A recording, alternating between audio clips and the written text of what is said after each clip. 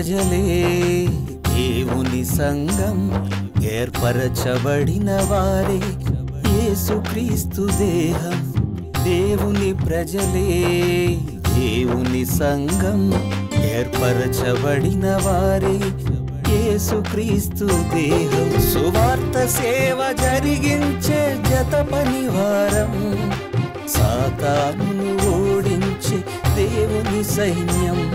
సువార్త సేవ జరిగించే జత పనివారం, సాతానును ఓడించే దేవుని సైన్యం. స్త్రీ అని లేదు, పురుషుడని లేదు, దాసుడని లేదు, స్వతంత్రుడని లేదు. స్త్రీ అని లేదు, పురుషుడని లేదు, దాసుడని లేదు, స్వతంత్రుడని లేదు. క్రీస్తేసునందు మనమంతా ఒక్కటై మనవారి క్షేమముకై పోరాడుదాం. క్రీస్తు యేసునందు మనమంతా ఒక్కటై మనవారి క్షేమముకై పోరాడుదాం. దేవుని ప్రజలే దేవుని సంఘం, ఏర్పరచబడిన వారే యేసుక్రీస్తు దేహం. దేవుని ప్రజలే దేవుని సంఘం, ఏర్పరచబడిన వారే యేసుక్రీస్తు దేహం.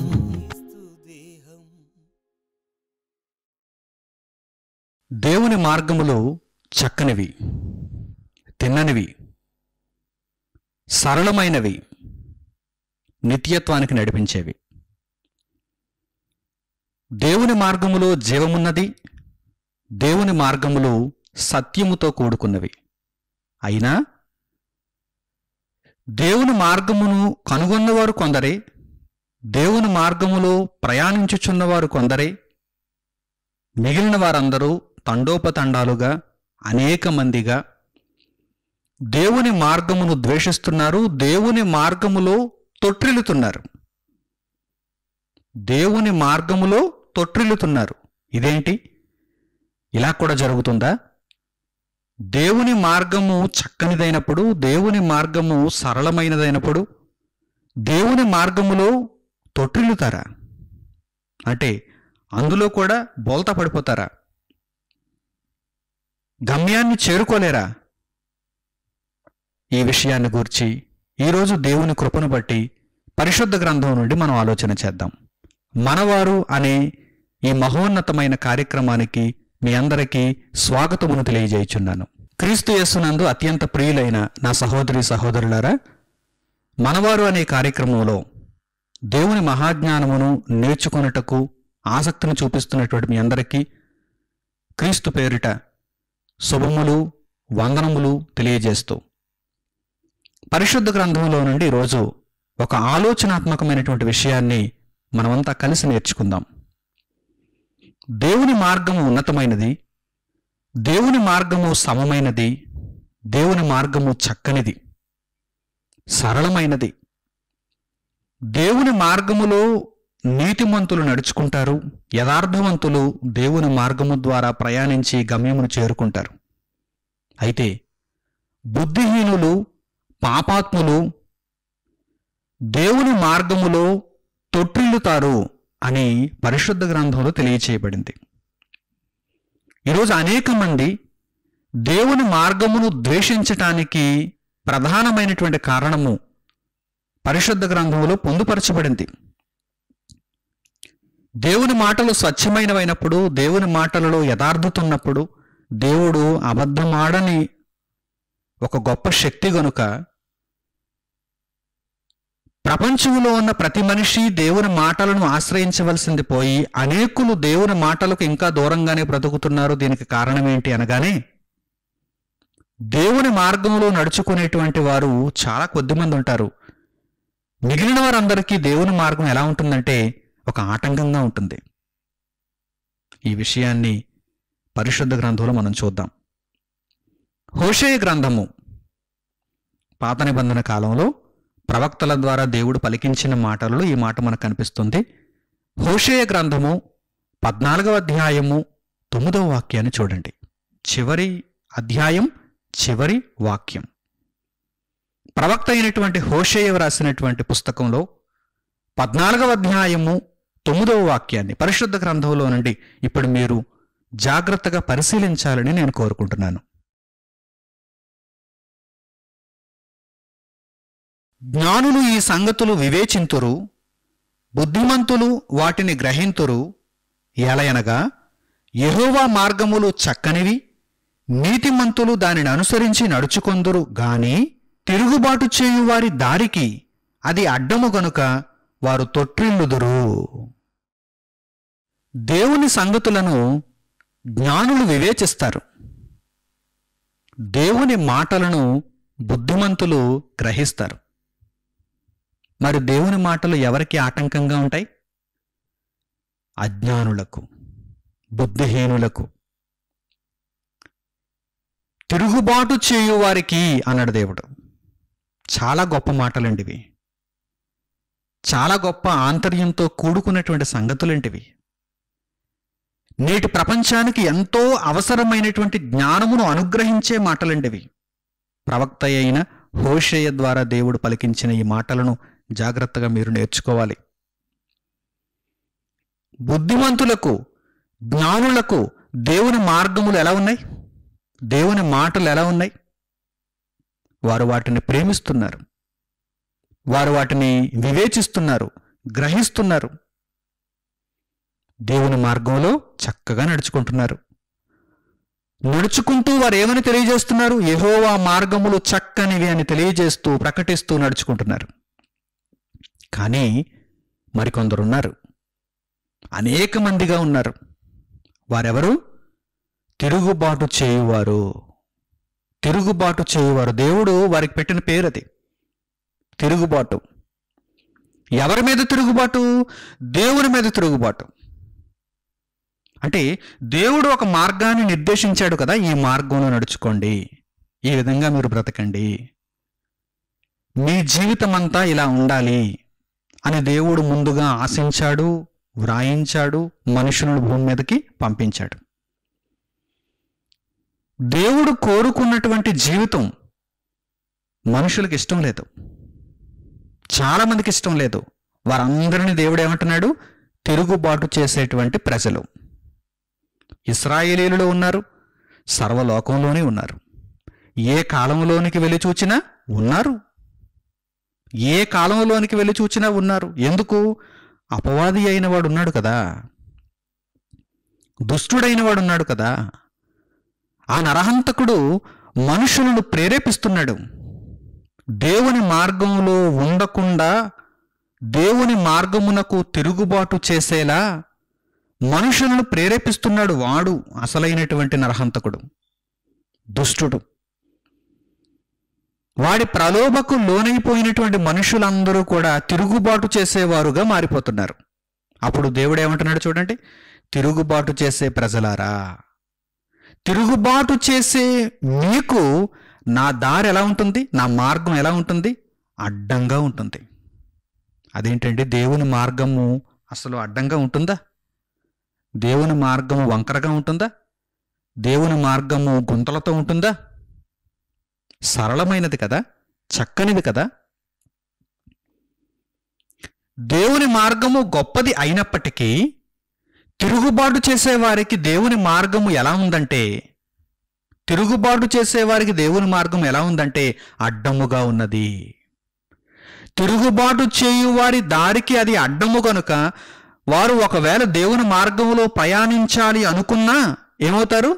తొట్టిల్లుతారు అని వ్రాయబడింది. అంటే క్రింద పడిపోతారు, నడవలేరు, ప్రయాణం సాగదు, ప్రయాణం సాగదు.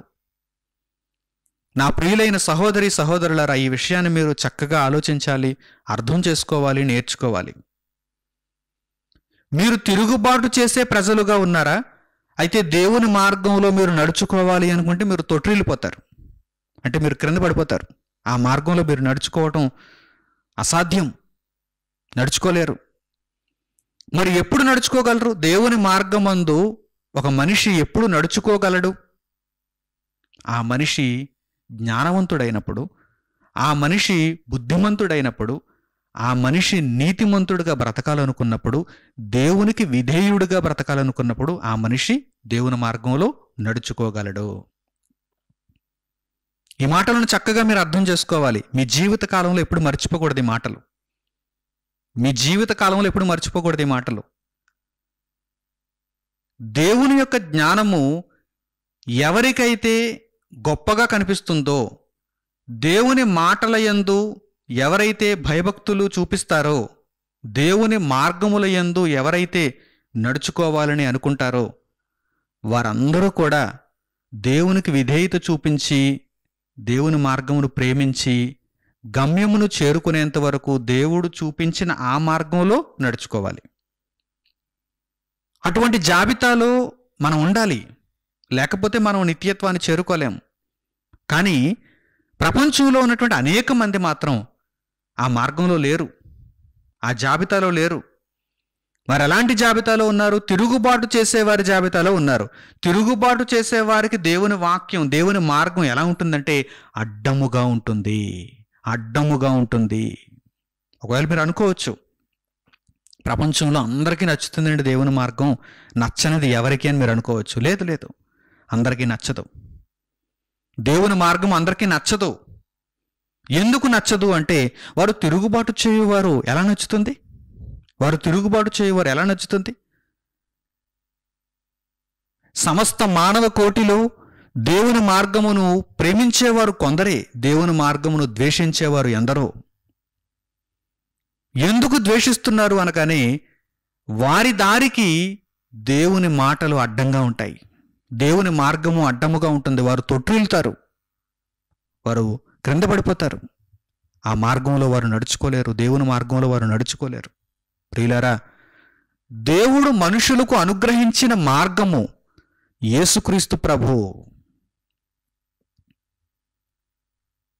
పరలోకమందున తండ్రి ఈ మానవాళికి అనుగ్రహించినటువంటి మార్గం ఏమిటి?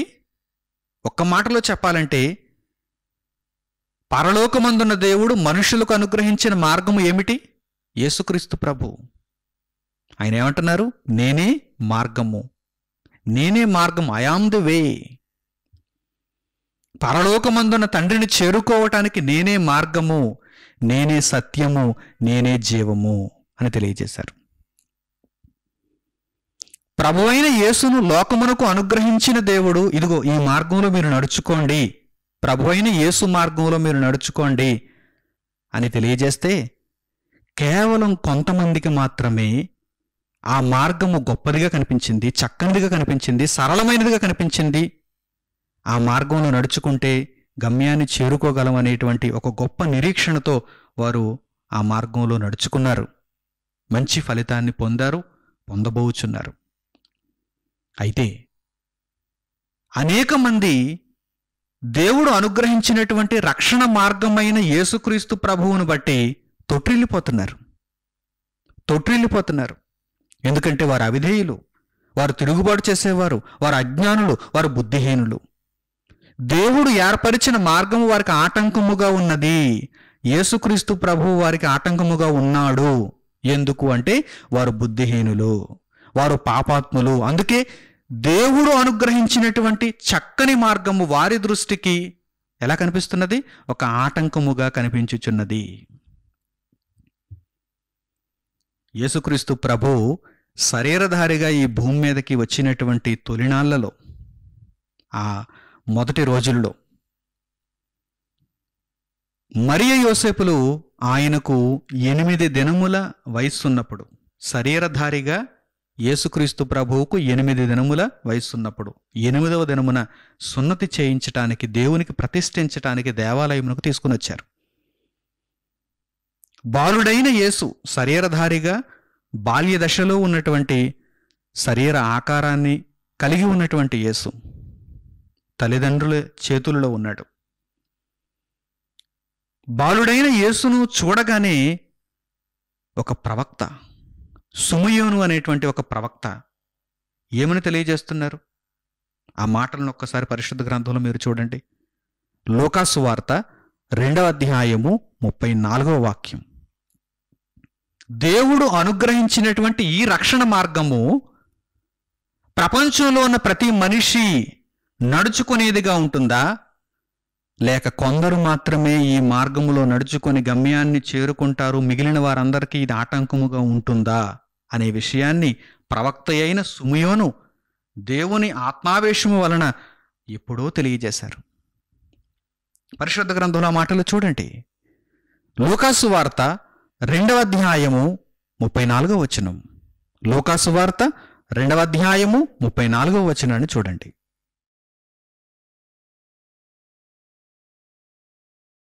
సుమియోను వారిని దీవించి, ఇదిగో అనేక హృదయాలోచనలు బయలుపడునట్లు ఇశ్రాయేలులో అనేకులు పడుటకును తిరిగి లేచుటకును వివాదాస్పదమైన గురుతుగా ఈయన నియమింపబడి ఉన్నాడు. బాల్య దశలో శరీర ఆకారాన్ని ధరించుకున్నటువంటి యేసుక్రీస్తు ప్రభువును చూడగానే సిమియోను తల్లిదండ్రులను దీవించి ఆ బిడ్డను గూర్చి తెలియజేసిన మాటలు చూడండి. పరిశుద్ధాత్మ ప్రేరణతో ఆ బిడ్డను గూర్చి, దేవుని కుమారుడైన యేసును గూర్చి తెలియజేసిన మంచి మాటలు చూడండి. ఇదిగో దేవుడు అనుగ్రహించినటువంటి ఈ మార్గము రక్షణ మార్గము, చక్కని మార్గము, తిన్నని మార్గము, సరళమైన మార్గము, సమమైన మార్గము. జ్ఞానులకు వివేకులకు అయితే, బుద్ధిమంతులకైతే, నీతిమంతులకైతే ఆ మార్గము ఎంతో ఉన్నతముగా కనిపిస్తుంది. అయితే ఎందరూ పాపాత్ములుగా ఉన్నారో, ఎందరూ బుద్ధిహీనులుగా ఉంటున్నారో, ఎందరూ మూర్ఖులుగా ఉంటున్నారో, ఎందరూ దేవుని వాక్యమునకు అవిధేయులుగా ఉంటున్నారో, ఎందరూ తిరుగుబాటు చేసేవారుగా ఉంటున్నారు. అట్టి వారందరి విషయంలో ఈ మార్గము ఎలా ఉంటుంది? వారు పడిపోవటానికి ఈయన గుర్తు. ఇశ్రాయేలును గూర్చి మనం ఆలోచన చేయగలిగితే, నాటి కాలంలో ఇశ్రాయేలును గూర్చి మనం ఒక ఉదాహరణగా తీసుకోగలిగితే, ఇశ్రాయేలులో కూడా అనేకులు పడిపోతారు. పడిపోయిన వారిలో కొందరు తిరిగి లేస్తారు. ఈ మార్గంలో అనేకులు పడిపోతారు, పడిపోయిన వారిలో కొందరు తిరిగి లేస్తారు. అంటే కొందరు పడిపోవటానికి ఈ మార్గములో అవకాశం ఉంది, కొందరు తిరిగి లేవటానికి ఈ మార్గంలో అవకాశం ఉంది. అది దేవుని మార్గం, అది దేవుని మార్గం. ఆలోచన చేయండి. సర్వజనము ఆమోదించదగిన మార్గం అయితే కాదు. ఎందుకంటే సర్వజనములో ఎలాంటి వారు ఉంటారు? న్యాయముగా నడుచుకునేవారు ఉంటారు, అన్యాయముగా పోయేవారు ఉంటారు. దేవునికి విధేయులు ఉంటారు, దేవునికి అవిధేయులు ఉంటారు. మరి అందరికీ నచ్చే విధంగా ఆ మార్గం ఎలా ఉంటుంది చెప్పండి? ఉండదు. అందరికీ నచ్చే విధంగా ఉండదు. ఉదాహరణకి ఒక దేశంలో ఉన్నటువంటి ఒక 100 కోట్ల జనాభాని మీరు తీసుకుంటే, ఒక మంచి పనిని ఒక అధికారి ఈ 100 కోట్ల జనాభాను ఉద్దేశించి తలపెడితే అందరూ దానిని ఆమోదిస్తారా? దానిని వ్యతిరేకించేవారు కొందరు ఉంటారు. అది మంచి పని అయినప్పటికీ దానిని వ్యతిరేకించేవారు కొందరు ఉండకపోరు. ఎందుకని? దేశంలో ఉన్నటువంటి 100 కోట్ల ప్రజలలో అందరూ మంచివారు ఉండకపోవచ్చు. కొందరు మంచివారు ఉంటారు, కొందరు చెడ్డవారు ఉంటారు, కొందరు చెడ్డవారు ఉంటారు. ప్రియులారా, మానవ సమాజాన్ని మీరు ఆలోచన చేసినప్పుడు, మానవ సమాజం అంతటిని మీరు దృష్టిలోనికి తీసుకున్నప్పుడు, దేవుని మార్గము ఎంతో గొప్పది అయినప్పటికీ ఒక అధికారి మంచి పని చేసినట్టుగా ఆ స్థాయిలో అయితే ఉండదు. దేవుని మార్గం, దేవుని ఆలోచన, దేవుని సంకల్పం, దేవుని ప్రకటన అందులో ఏమాత్రం కలంకము లేనిదిగా ఉన్నతమైనదిగా ఉంటుంది, స్వచ్ఛమైనదిగా ఉంటుంది. అంత గొప్ప దేవుని మార్గమును కూడా ద్వేషించేవారు, ఆ మార్గంలో తొట్టుపడేవారు ఉంటారు అని దేవుని వాక్యం సెలవిచ్చింది. ఆలోచించండి, అర్థం చేసుకోవడానికి ప్రయత్నం చేయండి. ఈ మాటలలో ఉన్న సారాంశం మీకు అర్థమైతే దేవుని మార్గంలో మీరు నిలదొక్కుకోవటానికి ఎంతో గొప్ప అవకాశం ఉంది. మీరు పడిపోకుండా ఉండటానికి ఈ రహస్యాలన్నీ కూడా ఉపయోగపడతాయి. మీరు దేవునికి విధేయులుగా ఉన్నప్పుడు దేవుని మార్గం ఎంతో చక్కగా ఉంటుంది. పడిపోయినా తిరిగి లేవటానికి దేవుడు అనుగ్రహించిన మార్గం ఎంతో గొప్పగా ఉపయోగపడుతుంది. కానీ మీరు దేవునికి అవిధేయులుగా ఉన్నప్పుడు, మీరు తిరుగుబాటు చేయువారి ఆ జాబితాలో ఆ సంతతిగా ఉన్నప్పుడు, సర్ప సంతానముగా బ్రతుకుతున్నప్పుడు దేవుని మార్గంలో మీరు తొట్టుపడిపోతారు. అనేకులు పడుటకు ఇదే మార్గం, అనేకులు తిరిగి లేచుటకు ఇదే మార్గం. అందుకే ప్రభు అయిన యేసు తాను శరీరధారిగా ఈ భూమి మీద బోధ చేస్తున్నటువంటి క్రమంలో, ఆ సమయంలో ఈ విషయాన్ని గురించి ఆయన తెలియజేశారు, అనేక మార్లు తెలియజేశారు. ఒక చక్కని మాట పరిశుద్ధ గ్రంథంలో ఇప్పుడు మనం చూద్దాం. నా విషయమై అభ్యంతరపడుతున్నారా? నా విషయమై అభ్యంతరపడుతున్నారా? అయితే మీరు గమ్యాన్ని చేరుకోలేరు. ఈ మార్గంలో మీరు పరలోకానికి వెళ్ళాలంటే, తండ్రిని చేరుకోవాలంటే, నిత్యత్వమును మీరు అందుకోవాలంటే, నా విషయమై మీరు అభ్యంతర పడకపోతేనే మీరు ధన్యులవుతారు అని ప్రభు తెలియజేసినటువంటి ఆ చక్కని మాటను ఇప్పుడు పరిశుద్ధ గ్రంథంలో మీరు చూడండి. లూకా సువార్త 7వ అధ్యాయము 23వ వచనం. లూకా సువార్త 7వ అధ్యాయము 23వ వచనాన్ని పరిశుద్ధ గ్రంథంలో ఇప్పుడు మీరు చూడండి.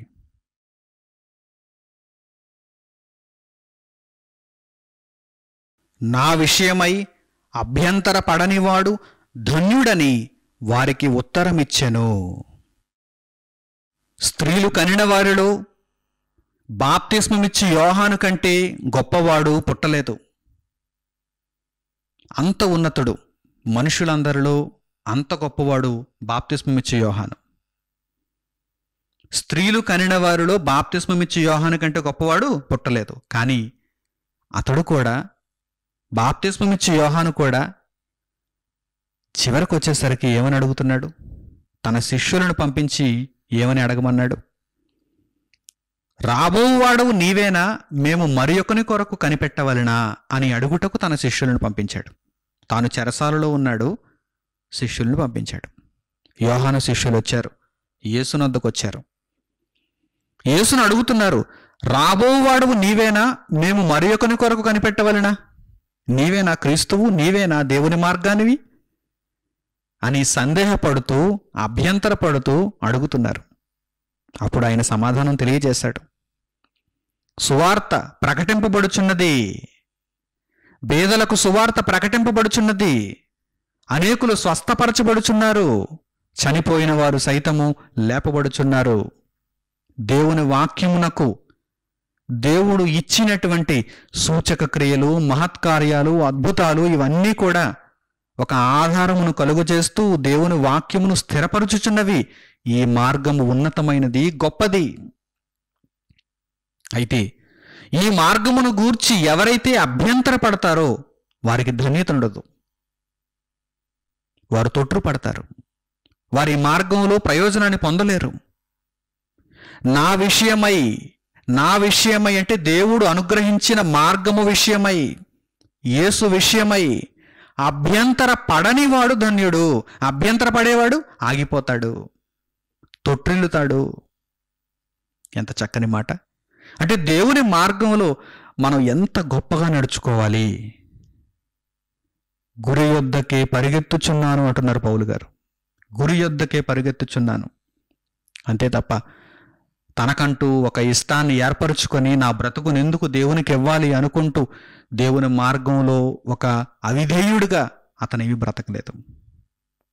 తిరుగుబాటు చేసేవాడుగా అతడేమి బ్రతకలేదు. తన జీవితాన్ని దేవుని చేతికి ఇచ్చాడు, అంతే, మరో మాట లేదు. ఇక తన జీవితాన్ని దేవుని చేతుల్లో పెట్టుకున్నాడు. యేసుక్రీస్తు ప్రభు అనే మార్గంలో గురి యొద్దకే పరిగెత్తాడు. నీతి కిరీటము కొరకు గురి యొద్దకే పరిగెత్తాడు. అతని ప్రయాస వ్యర్థము కాకుండా నిమిత్తము అతడు యేసు విషయమై ఏనాడు ఏ క్షణము అభ్యంతర పడకుండా దేవుని కొరకే తన జీవితాన్ని పూర్తి చేసుకున్నాడు.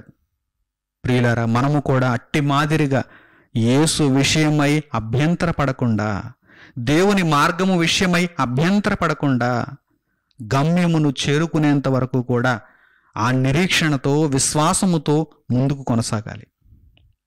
కానీ నేటి కాలమందు అనేక మందికి అనేక పర్యాయములు దేవుని మీద సందేహాలు.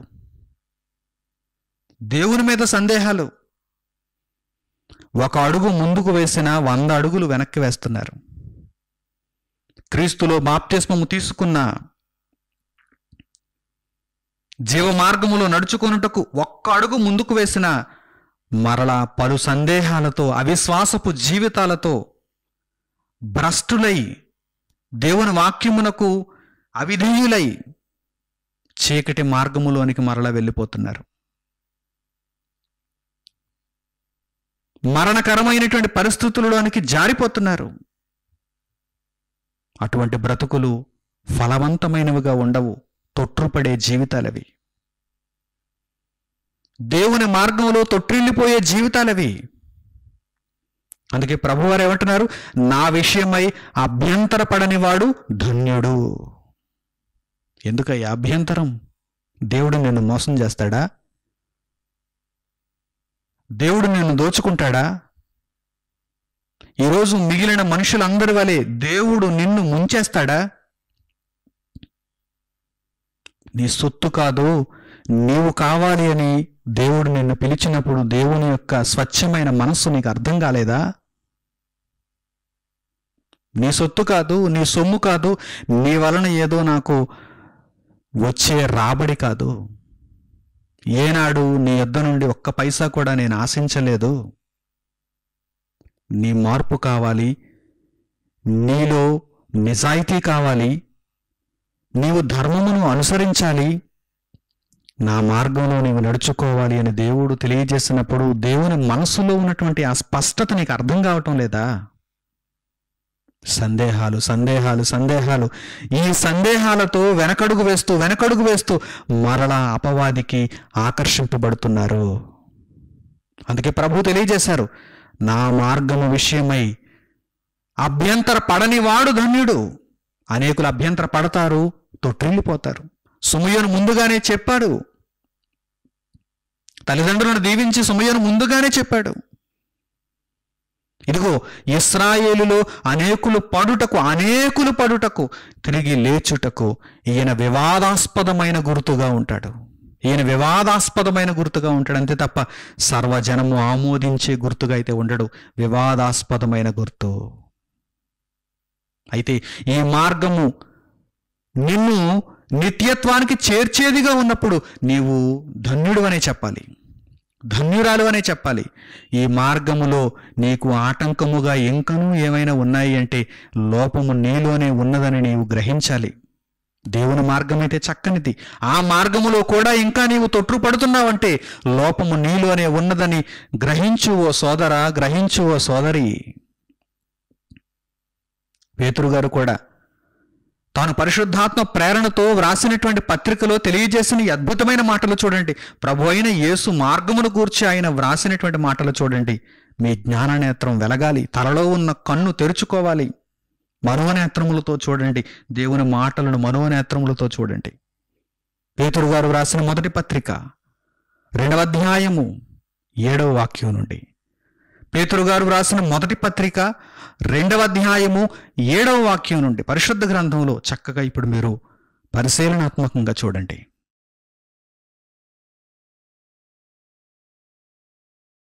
విశ్వసించుచున్న మీకు ఆయన అమూల్యమైనవాడు. విశ్వసింపని వారికైతే ఇల్లు కట్టువారు ఏ రాతిని నిషేధించిరో అదే మూలకు తలరాయి ఆయను, మరియు అది అడ్డురాయియు అడ్డుబండయు ఆయను. కట్టువారు వాక్యమునకు అవిధేయులై తొట్రిల్లుచున్నారు, దానికే వారు నియమింపబడిరి.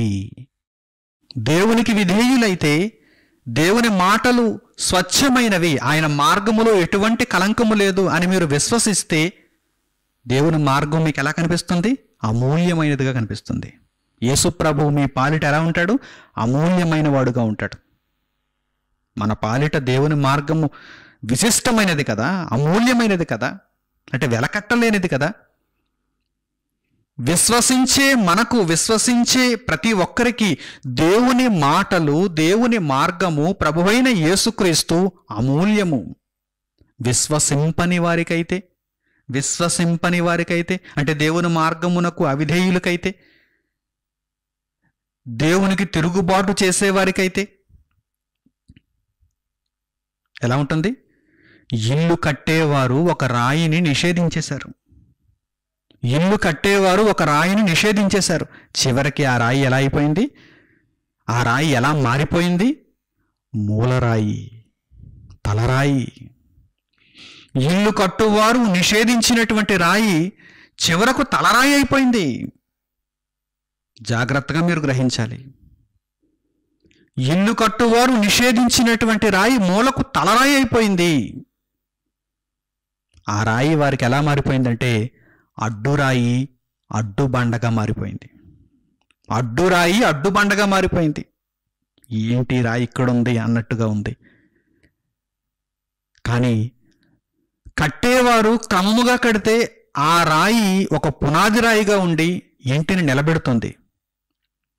అంటే దేవుని ఎడల విశ్వాసము కలిగిన వారికి ఆ రాయి ఇంటిని నిలబెట్టే రాయి, ఒక పునాదిగా ఉండి ఇంటిని నిలబెట్టే రాయి. అవిధేయులైన వారికి ఆ రాయి అడ్డురాయి, అడ్డుబండ. అసలు వీరందరూ ఎందుకు నిర్ణయింపబడ్డారు?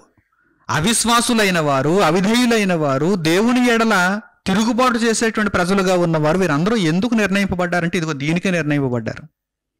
దేనికి నిర్ణయింపబడ్డారు?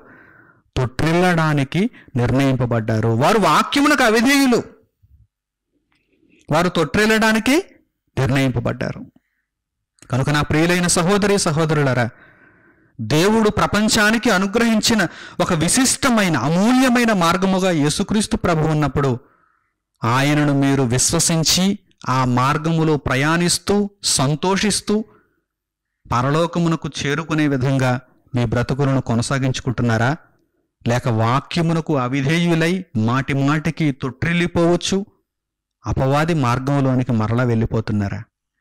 ఒక్కసారి మీ జీవితాన్ని దేవుని వాక్యమనే అర్థంలో చూసుకుంటూ ప్రశ్నించుకొని మార్పు నొందుతారని, పశ్చాత్తాపపడి దేవుని మార్గములోనికి మీరు వస్తారని ఈ దేవుని వాక్యమును మీ అందరికీ తెలియజేస్తూ ప్రకటిస్తూ మిమ్మల్ని అందరినీ దేవుని పక్షాన హెచ్చరిస్తూ ఈ దేవుని మాటలను ఇంతటితో నేను ముగిస్తున్నాను. తండ్రి అయిన దేవునికి ప్రార్థనలో ఏకీభవించండి. పరిశుద్ధుడును మహోన్నతుడనైన మా కన్న తండ్రి, మీరు ఈ సమయమందు అనుగ్రహించినటువంటి ఈ చక్కని వాక్య సందేశము కొరకు మా హృదయపూర్వకమైన కృతజ్ఞతాస్తుతులు మీకు చెల్లిస్తున్నాము.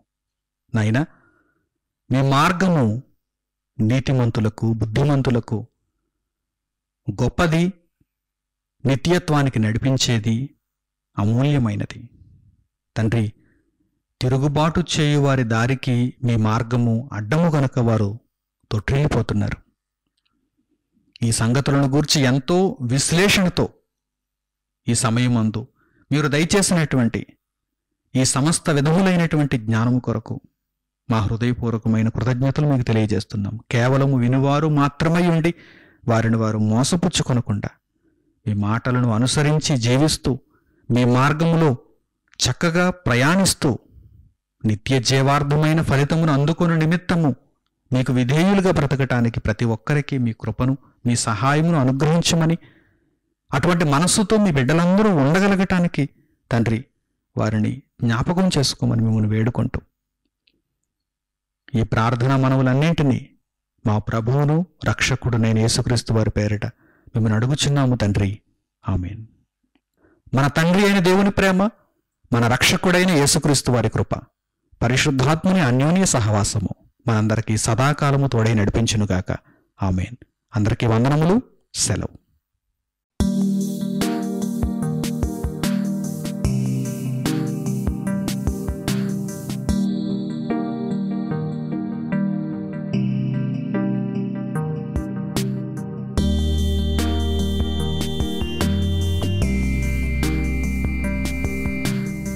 సహోదరులు మణికుమార్ గారు ప్రసంగించిన ఎన్నో ఆత్మ సంబంధమైన సంగతులను ఉచితముగా వీక్షించుటకు మా యూట్యూబ్ ఛానల్స్ ను తప్పక దర్శించండి. మా సమాచారమును ఎప్పటికప్పుడు తెలుసుకుని ఆత్మీయాభివృద్ధి నొందవలనంటే మా యూట్యూబ్ ఛానల్స్ ను సబ్స్క్రైబ్ చేసుకోండి. సత్వర నోటిఫికేషన్ల కొరకు సబ్స్క్రైబ్ బటన్ ప్రక్కనే ఉన్న బెల్ సింబల్ ను క్లిక్ చేయండి. మరిన్ని వివరములకు మీరు సంప్రదించవలసిన మా ఫోన్ నెంబర్స్ 8978414178 మరియు 8333927666. ధన్యవాదములు. ఈ కార్యక్రమమును అనేక మందికి పరిచయం చేయగలరని ఆశిస్తున్నాము. ప్రభువైన యేసుక్రీస్తు పేరిట మీకు శుభములు.